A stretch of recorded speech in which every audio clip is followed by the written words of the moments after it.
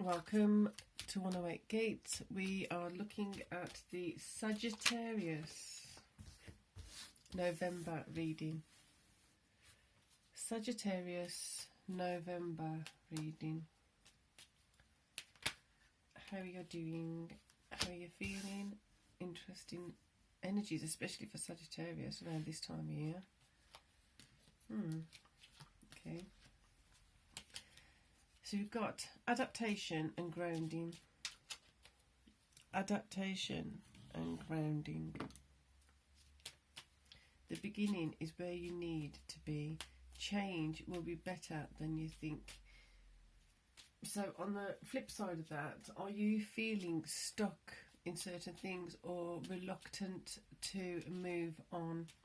Reluctant to let go of some things that are just, they're done. And they're done, and they're done.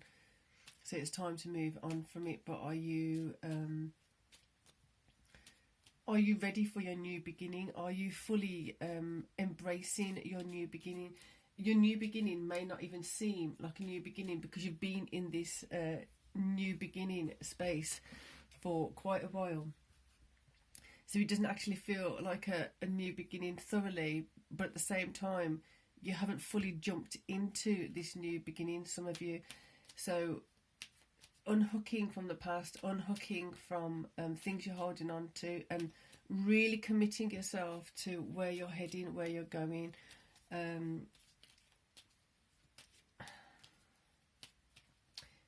There seems to be, it was coming up in your end of year reading as well. I think it's the same vibe of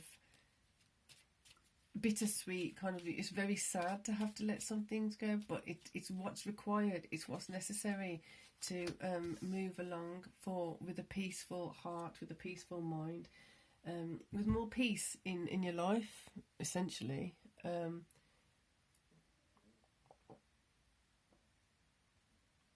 So it's for your benefit to adapt to what you are in now, to adapt to your current status, to your current situation, to your current mode of being fully present there, being fully immersed and fully, like I said, fully invested.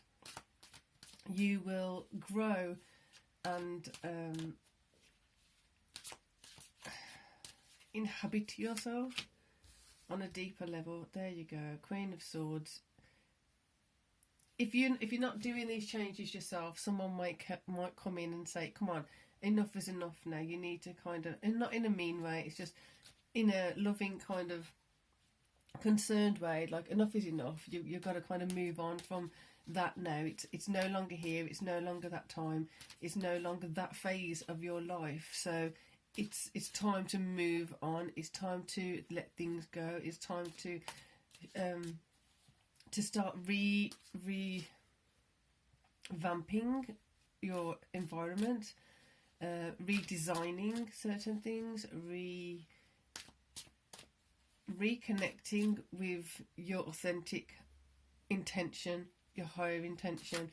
You may have got lost in the past with something, and now it's kind of, it doesn't look organically as if it is part of you, but if you feel into the depths of it, you're going to feel how much of the new part actually is. Your essence is actually more authentic than the version of you, the person you were in the past.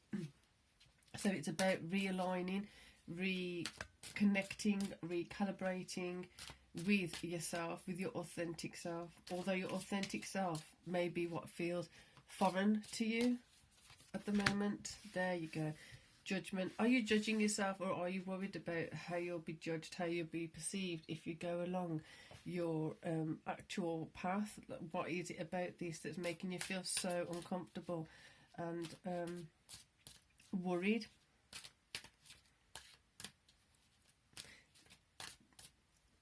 There's a lot to be burnt off so that you actually can rise. Providing you just keep going with the intention of adapting to your new surroundings, your new environment, your new self, you can rise. It's again the Two of Swords, so it's that same thing again. I want to let it go. I know I've got to let it go, but I don't want to let it go. You've got to let the things go. There's certain things that you're holding on to which are not benefiting you. You're keeping yourself stuck in certain spaces, certain arenas, in certain situations, to certain past regrets, possibly.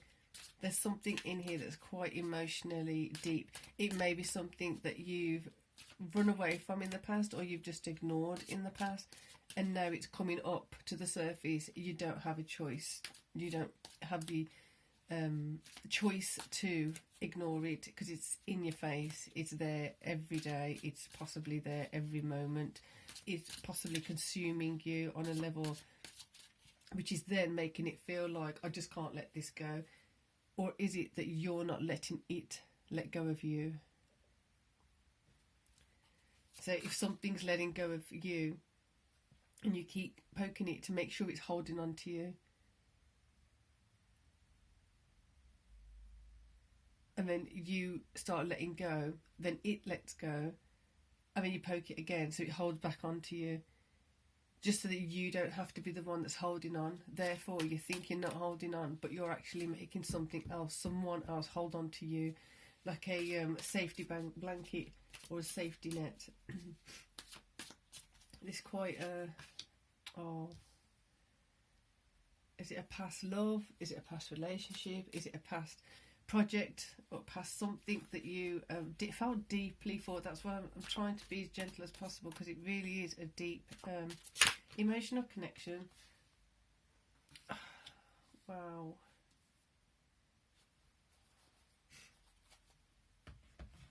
King of Swords and Queen of Swords with the Lovers. We're going to get some masculine energies in here now.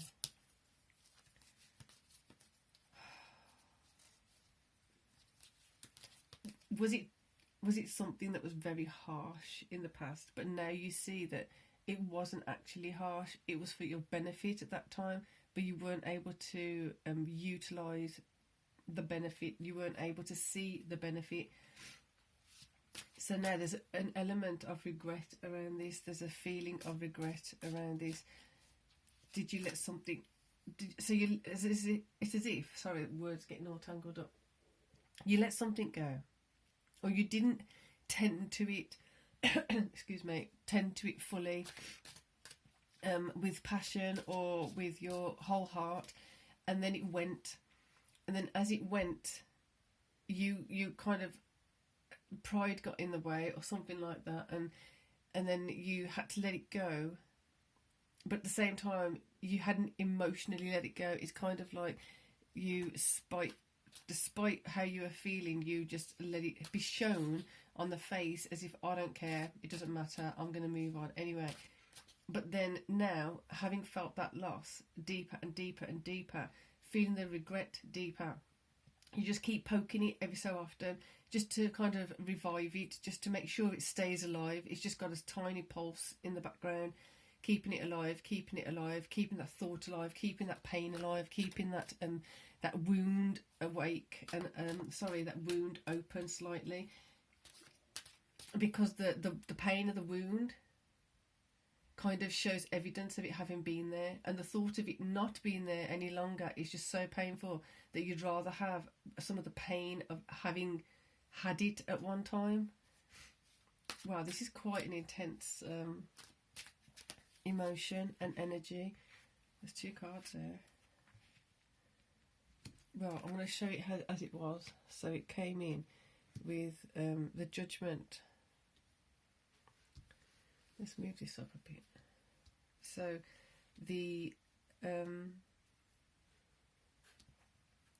Judgment and the Two of Swords, things have to be judged in a certain way, with honesty towards yourself. And in that, then, once you've done that, you're going to be able to move on and celebrate where you are. Something doesn't want to be let go of. or you don't want to let go of it. Therefore, you're telling yourself it's holding on to you, when in fact it's you holding on to it. Like I said, you keep poking that wound, you keep poking that person, that visiting the same familiar spot or something like that, that holds a deep memory, instead of just letting it go. Keep looking at photos or something like that. I don't know quite exactly how you're doing it, but you will probably do. If it's ringing true, you have different ways of doing it. So we're going to get another Page of Wands. Move on, move on. So your emotional space is keeping you stuck. Your masculine space wants you to move on. Move on. Have much more to celebrate, and then start doing things in a new, fresh way, with a new, fresh perspective. So Sagittarius, you've got a lot of emotional shuffling to do for November. Good luck with this, because it is, like I said in the last reading, it's quite a tender, sore emotion, or emotions to let go of, to process. And like I said before, I do have the option of personal readings with Reiki, or just Reiki sessions on their own to move things along. So email in the box below. With that, enjoy November. Take care of yourself. Peace and love.